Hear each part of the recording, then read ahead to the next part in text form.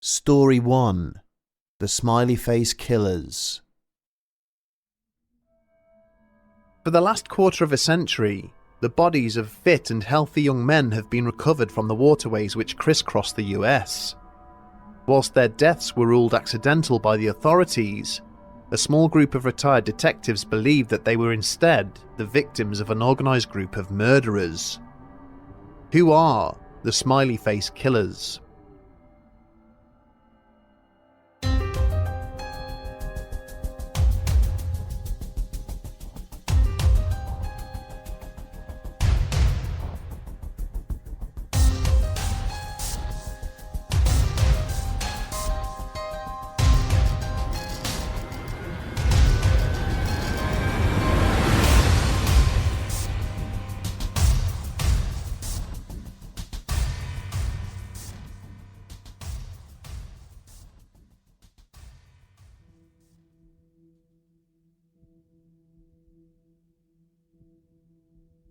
For Kevin Gannon, it began on the morning of the 7th of April 1997, with the discovery of a body floating in the New York Bay, not far from the 65th Street Pier. As the duty sergeant of the NYPD's Special Investigation Division, he had been called to assist with the recovery of the deceased by the city's Harbour Patrol Unit. It had not taken long at all to identify the victim as 21-year-old university student Patrick McNeil, but the circumstances surrounding the death would set in motion a chain of events which would stay with Gannon forever. As he flipped through the pages of McNeil's missing person report, the career detective noted that the youth had gone missing almost 2 months prior, last seen stumbling out of a bar in Manhattan's Upper East Side. But the body laid out on the mortuary slab in front of him had not decomposed enough to have been floating in the water for the last week, let alone 8 or 9 weeks. As the autopsy proceeded, Gannon found himself noting down further troubling inaccuracies. In addition to the abnormally low level of decay, fly larvae were found in the body, which should not have been possible given the cold temperatures at the time McNeil had gone missing. There were also minor burn marks and lesions, indicative of the victim having been restrained. A year later, as Gannon continued to puzzle over the tragic death of Patrick McNeil, he received word that another body had been found in the same stretch of water. 22-year-old Larry Andrews had been celebrating New Year's Eve with friends in Times Square when he disappeared. His remains had been located just yards from where McNeil's body had been found, and the circumstances surrounding the case were just as troubling. Gannon had never been comfortable with the idea of Patrick McNeil drunkenly staggering 16 miles across one of the most populated cities on the planet, without either collapsing or being rendered assistance by someone he had encountered. Now, Larry Andrews had made an equally improbable journey, on one of the busiest nights of the year. The bodies of both men indicated to Gannon that they had been out of the water for the months they had been missing, deposited shortly before their discovery. Someone had restrained them, held them in captivity, and killed them, before leaving their remains to be carried out into the New York Bay. And if all his years as an investigator had taught him anything, it was that there would be more victims, either already missed by the authorities or waiting to be discovered. Upon his retirement from the NYPD, Gannon enlisted the help of 2 other veteran detectives, Anthony Duarte and Mike Donovan, to further investigate the burgeoning number of cases he had uncovered. The team was subsequently joined by Lee Gilbertson, a professor of criminal justice, and together they tried to build a working hypothesis to explain the trend they had identified. What they discovered makes for grim reading. During a 30-year period, the bodies of over 50 young men have been found lying in water across an area covering 11 states. All were of college age and either successful or promising students. The overwhelming majority of the victims were white males, and all had either been out socializing with friends or were on their way home after doing so. Each case had been investigated and classified as either accidental or unexplained in nature. But in every instance, Gannon easily identified commonalities or characteristics which contradicted the official narrative. Many of the victims possessed injuries inconsistent with a trip or fall. A significant number had traces of drugs or medication in their bloodstream, and in some cases, their bodies appeared to have been staged prior to their recovery. Whilst investigating the first few cases, the retired detectives began to discover eerily similar graffiti painted at or near to the sites where the bodies had been found. These were all variations of a crudely rendered smiley face. The size and style of these logos varied widely, as did the manner in which they had been painted, but all depicted a circular face with a pair of eyes and a wide curving smile.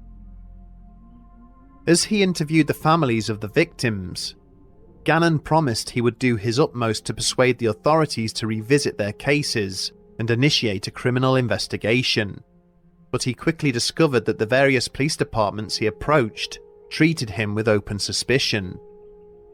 Often, they refused to accept his findings, declining to release autopsy reports and essential crime scene photographs, which might assist him. After 20 years of investigation, Gannon and his team believe that there is a well-organized network of murderers and serial killers operating within the United States. They identify and stalk their targets, striking when the victim is intoxicated and at their most vulnerable. The subject is imprisoned for a lengthy time before being drowned and then deposited back within the areas where police had already searched. A smiley face is then crudely rendered nearby, where it can easily be found. The case of 23-year-old Dakota James has many of the hallmarks of the MO put forward by Kevin Gannon.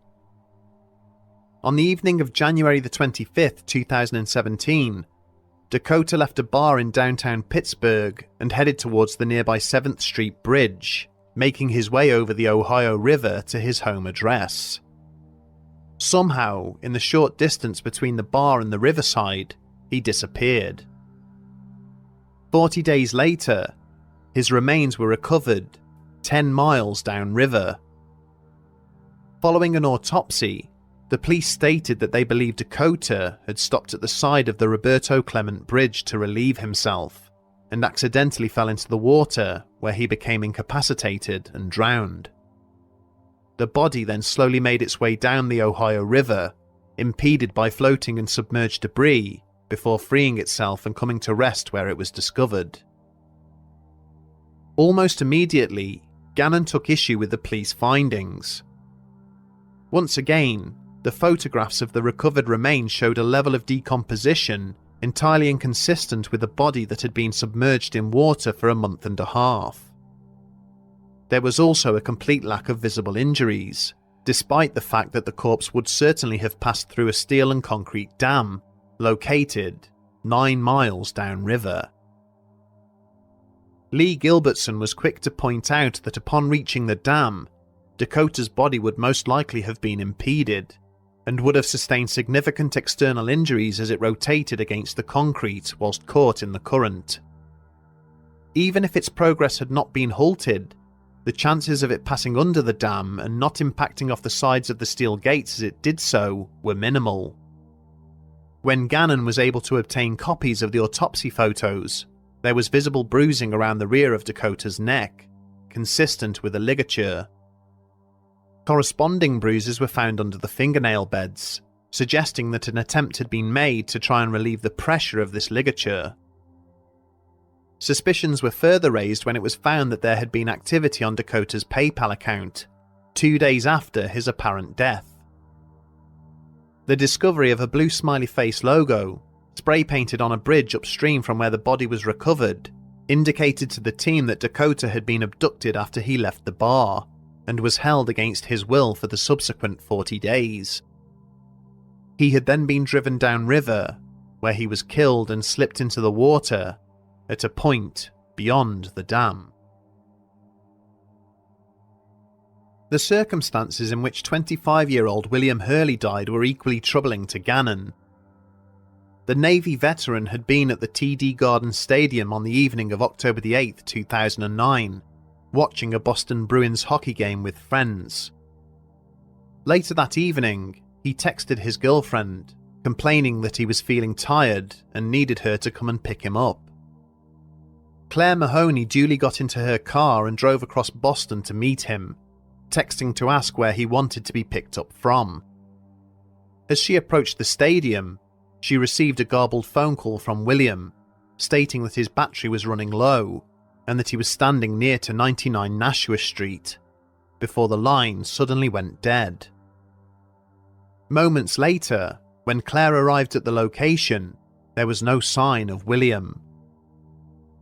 For the next hour, she drove repeatedly up and down the road, calling out his name and stopping to ask passers-by if they had seen him, but to no avail.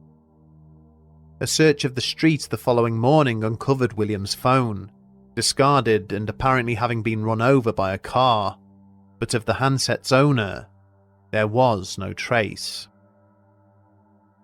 6 days later, in the early hours of Wednesday morning, the Boston Harbor Police were called to a report of an object floating in the Charles River. The body of William Hurley was found approximately 25 feet from shore, his keys and wallet still in his pocket. After a short investigation, the authorities decided that William had become disorientated whilst trying to make his way through Nashua Park and had fallen into the river, striking his head as he did so. Once again, Kevin Gannon took issue with the official version of events.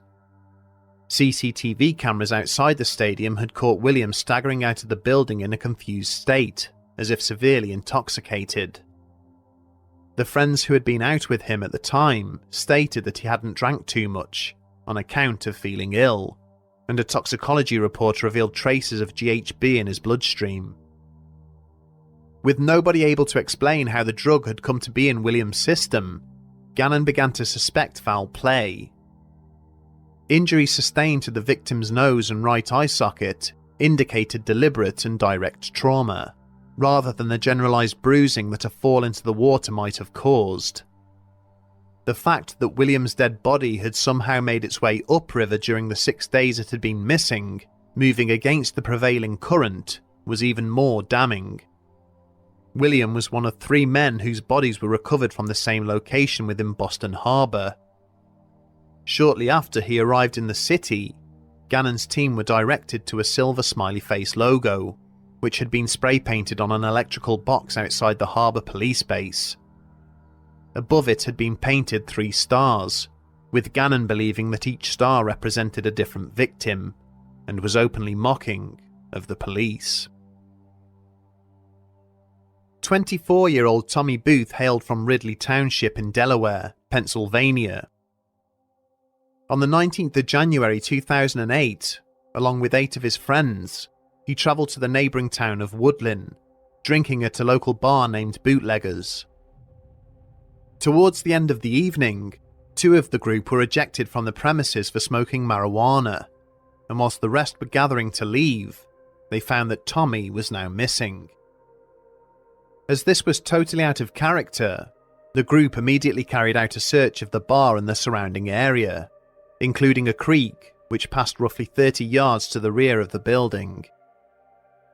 When they were unable to find Tommy, they reported him missing to the police.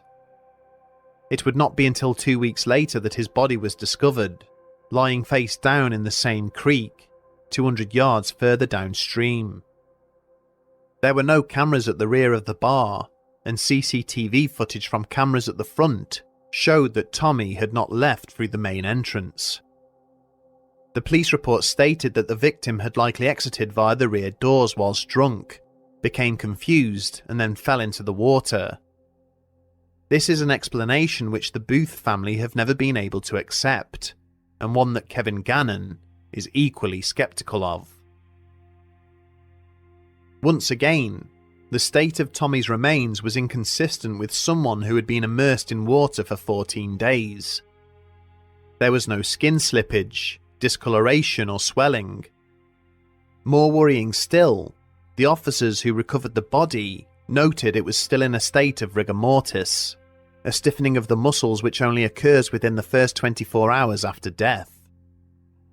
Fixed lividity in the rear of Tommy's head and buttocks indicated that when he had died, he had been lying on his back, and yet the crime scene photos show that he was located lying face down in the creek. But the most damning evidence of all to be found at the crime scene was a single boot print pressed into the wet mud near the body, which did not match Tommy's footwear, and with what appeared to be drag marks behind it. Gannon's findings were rejected out of hand by the local police department, who stated that the creek had been frozen over during the time Tommy was missing, which would have preserved and trapped his body before later releasing it. Despite this, Gannon maintains that the death is suspicious. Friends and family who searched for Tommy during the period that he was missing are adamant that the area he was found in was searched, and that the body was not there at that time. He had apparently been receiving threatening phone calls in the weeks leading up to the incident, to the extent he had considered moving to live with extended family in Florida. 2 haunting smiley face logos were later found, painted on the rear of the bar. It is impossible to fault the determination and tenacity with which Gannon and his colleagues have approached the cases they have investigated. Their findings have underlined serious flaws and inadequacies in the police investigations that were carried out, exposing numerous incidents which are almost certainly homicides. And yet, the theory they advocate remains largely implausible. A large percentage of the smiley face incidents are clearly the results of murder, but the prospect that they are organised killings, all somehow linked to the same secretive organisation, simply does not stand up to scrutiny. During the 30 years they have been occurring, at least some evidence of their alleged existence would have come to light, be this through witness or survivor testimony, or their activities being caught on camera. Gannon has been accused of being selective in the evidence he presents, disregarding any material that undermines his theories, and cherry-picking facts in an attempt to keep his hypothesis firmly within the public domain. There is also the very real question about just how beneficial his actions have been to the grieving families of the victims, and the level of emotional harm his assertions may cause them. In reality, the likelihood is that the modus operandi that Kevin Gannon created has indeed become cemented in the public consciousness and has taken on a life of its own. The reason that there is such a great degree of variance in the smiley face logos is because they are painted by different individuals, perhaps even deliberately near bodies of water, in anticipation that at some point in the future a death will occur and further propagate the narrative. On the other hand, perhaps a smiley face is just the most common form of graffiti, innocently drawn since time immemorial by people the world over, and the fact that they are found near to where bodies are discovered is mere coincidence. Regardless of what degree of truth exists behind the Smiley Face Killers theory, there is no denying that Gannon is right to continue probing inadequate police investigations. In doing so, he is drawing attention to clear miscarriages of justice and increasing the chances that the murderers will be caught. He and his team should be commended for this fact alone. Our thoughts are with the families who have lost loved ones in this manner. We hope that one day they will receive answers to any questions left hanging over such a tragic loss.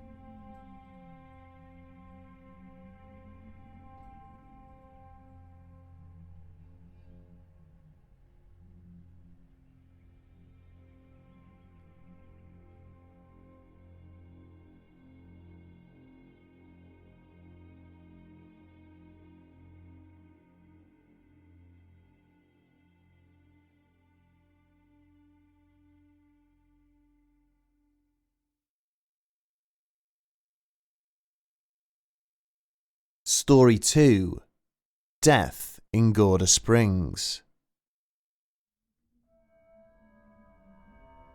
During the autumn of 2003, Staff at a holiday resort in California contacted the police to report having discovered the bodies of two of their guests. Uncomfortable questions still remain over the exact circumstances surrounding this tragic incident. Join us as we investigate death in Gorda Springs.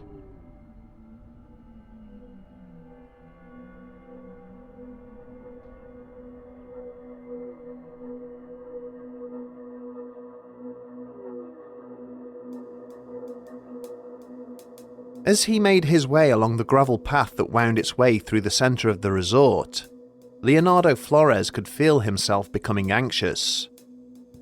The guests he was on his way to see had proven somewhat problematic ever since they had checked in at the start of the week, and he was unsure exactly how they were now going to react to being asked to leave the site. The two women had arrived on the Monday morning, paying for a week's stay, and asking if the room next door to theirs could be left vacant for the duration of their visit. When it had been explained that the staff could not facilitate this request due to pre-existing bookings, the pair had become upset and then requested that they be left alone whilst they were staying at the resort. The women had even gone as far as to insist that there be no maid service until after they had departed. The venue had agreed, on condition that they sign a waiver against using this arrangement to write an unfavourable review later on. Despite this request, Flores had still managed to sneak into the room whilst they had been in the nearby diner ordering a meal, and had found nothing out of the ordinary. The morning after they had checked in, the guests staying in the room next door had informed Flores of an incident that had happened on the previous evening. He and his family had been disturbed by a persistent and irritating pounding noise coming through the adjoining wall. It took him 15 minutes of knocking on the door to the cottage until one of the women had answered in a confused state, before she then closed it again without speaking. Now, on the day they were due to check out, the pair had failed to do so, and whilst it was not uncommon for a guest to be running a little late for their departure, there was something about the couple which troubled the hotel employee, something that he could not quite put his finger on. As he arrived at the door to the cottage, Flores attempted to shrug off these thoughts, before politely knocking. When there was no reply, he knocked again, more forcefully this time, but was still unable to elicit a response. With the curtains closed and being unable to see into the room, Flores had no choice but to open the door with the master key and to go inside. Moments later, the horrified clerk was running as fast as he could back to the main desk to call for the police, with the cottage door left swinging wide open behind him. The police officers who were called to the Gorda Springs resort on the morning of the 7th of October 2003 found the bodies of Abigail Tapia and Jacqueline Torres lying next to each other on the double bed of their holiday cottage. Black plastic bin liners had been securely taped over both of their faces, and their hands and legs had been bound using a number of identical lengths of white rope. Investigators reported that there were no obvious signs of injury or trauma anywhere on the bodies of either woman, both of which were dressed in t-shirts and their underwear. There was no evidence of a weapon or any other mechanism that might have ended their lives, and no obvious suicide note was located. But by far the most unusual aspect of the scene was the presence of two very different types of face covering. Secured on top of the plastic bag which covered the face of Jacqueline Torres was a grinning Japanese-style kabuki mask, decorated with black, red and green patterns. Lying on a table beside the bed was an eye mask covered in feathers, much like those seen at masquerade balls. These two items were very much out of place considering the rest of the scene, with no other Halloween paraphernalia anywhere to be found. The room was relatively tidy, with the door locked and secured, and no signs of a break-in. Personal effects and valuables belonging to the two women were clearly on display, and it did not appear that any form of robbery or burglary had taken place. With the scene photographed, the bodies were duly removed by the undertaker and sent for post-mortem, under the assumption that the cause of death would help steer the investigation as it moved forwards. Days later, the local medical examiner had little of use to offer the detectives in charge of the case. The couple had died as a result of asphyxiation, most likely from the bags which had been taped over their heads. There was evidence of alcohol and recreational drug use in both of their bloodstreams, but not in sufficient quantities to incapacitate or overdose either of the women. Inquiries with staff at the resort, other guests who had been staying there, and the friends and families of the victims also produced little in the way of usable evidence. They had dined alone, taking their meals back to their room rather than eating in the hotel restaurant. Nobody had reported seeing them angry or upset, and they had not ventured outside of the complex to visit any of the neighbouring attractions. When investigators attended the rented apartment in Long Beach where the couple had lived, they found a third mask hanging outside on the front door of the premises. This was similar to the one that had been found on Tavez, only with the mouth this time turned upside down into a haunting grimace. The manager of the complex was located and spoken to, describing the pair as good tenants, who were quiet and always paid on time. Enquiries with neighbours revealed that Tapia's sister had attended the location during the week, asking if anyone knew where they had gone, and it became apparent that nobody close to the women had known about their trip to Big Sur. Inside the apartment, the officers found photos of a recent holiday to Las Vegas to celebrate Tapia's birthday.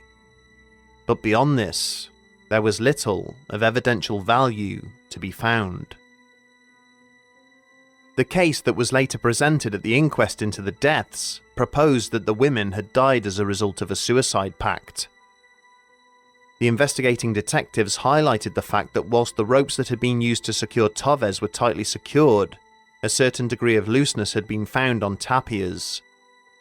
They hypothesized that Tapia had secured the bag to Tavez, asphyxiating her, before then incapacitating herself in the same way. Several letters, a mixture of typed and handwritten messages, had been left on one side in a manila envelope, addressed to the families of the two women. The contents of these were not disclosed during the inquest, other than to state that they were of a personal nature, and explain that both women were clearly in a state of emotional turmoil. It is, however, believed the content of these letters could not be interpreted or construed as a suicide note. Evidence was also presented to the court that Tapia had been in a significant amount of debt at the time of the trip to Gorda Springs, believed to be in the region of $60,000. At the conclusion of the inquest, the coroner found himself in agreement with the evidence that had been presented to him, and the case was closed off as suicide. Taking events at face value, it is hard to disagree with the court's ruling. There was no evidence of foul play found at the scene, or that a third party had been involved in the incident. It was clear that there were significant issues at play in the personal lives of both women, and without knowing exactly what was written in the letters recovered from the envelope, there are no other obvious or alternative explanations which can be argued. And yet, there seems to be something missing from this case, a frustrating factual void which only serves to invite speculation and argument to bridge the evidential gaps. And key amongst the unsolved issues with the Gorda Springs deaths is the proposed version of events put forward by the police, which some commentators still believe to be an unlikely explanation. The accepted account is that Abigail Tapia killed Jacqueline Tavez by tying a bin liner around her head, with sufficient restraint to prevent her from breathing. Tavez had her hands and legs tied, and would have been unable to prevent this from taking place, even if she had wanted to. But it is what happens next that prompts debate. The police contend that having carried out the murder, Tapia then tied her own hands and legs together, before taping the bag that would end her own life over her head. She then lay down perfectly still and died alongside her partner. Whilst possible, this does, however, seem unlikely. It is human instinct to reflexively fight against the restriction of a body's airflow, which is why it is impossible for a human to strangle or voluntarily drown themselves. There were no signs, such as friction burns or bruising, that either woman had struggled or tried to break free of their bonds. The peaceful, almost serene nature of how the women were found, as if they had each just laid down to take a nap, raises red flags for many people. And whilst it can be argued that the alcohol and drugs in their bloodstreams may have affected their ability to resist their own deaths, the autopsy results do not seem to support this. It is a case that bears strong similarities to another mysterious death that would take place 7 years later in central London. In August of 2010, staff at Britain's GCHQ headquarters alerted their superiors to the absence of a work colleague, 32-year-old Gareth Williams. The intelligence worker had not been seen or heard from for several days, and so officers were sent to his flat in Pimlico to see if they could locate him. On forcing entry into the address, the police found the decomposing remains of the missing analyst in a large sports bag sitting in the tub of the flat's bathroom. The bag had been secured from the outside with a padlock, and Williams was lying naked inside it. Again, no evidence of a third party could be located, or of a criminal offence having taken place.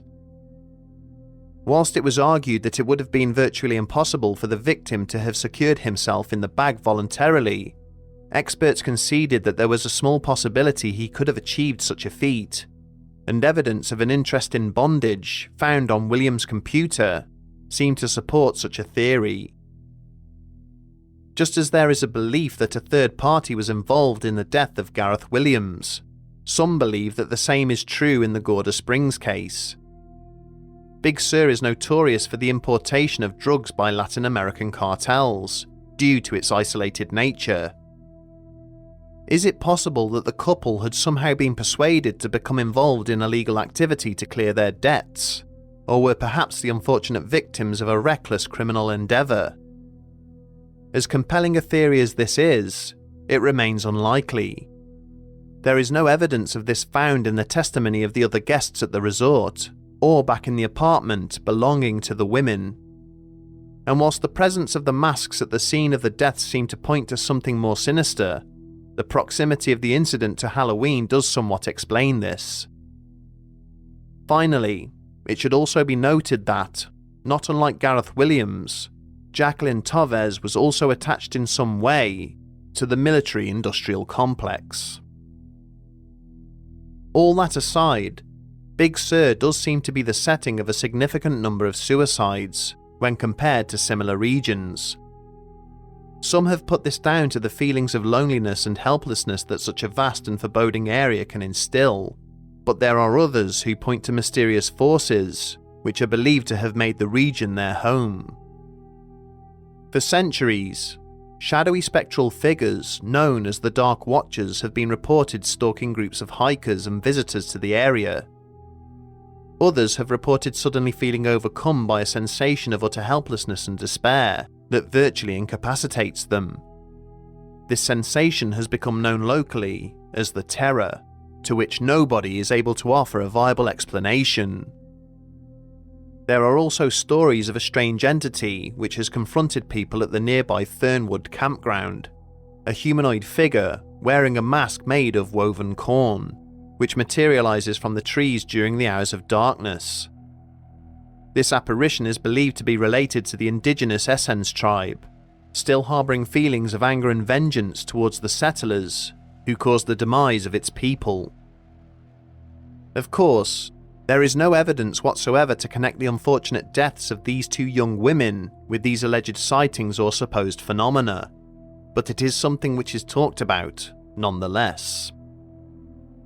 In the years since this incident, few further details have come to light. Francis Tavez, the father of 26-year-old Jacqueline, has revealed that his daughter had struggled in the past with depression and had previously taken an overdose 2 years before her death. Other than this, all that remains are arguments over the feasibility of the murder-suicide hypothesis. As time has passed, other deaths have since been reported in Big Sur. These include a cluster of apparent suicides at the Carmel Middle School, located a little further up the coast. There are also numerous cases of visitors who have lost their lives on the Bixby Creek Bridge, or along the roads and coastal footpaths nearby, in tragic and mysterious circumstances.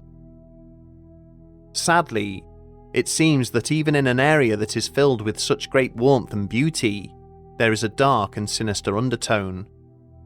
Something intangible, capable of driving people to make decisions that leave little other than sorrow and unanswered questions in their wake.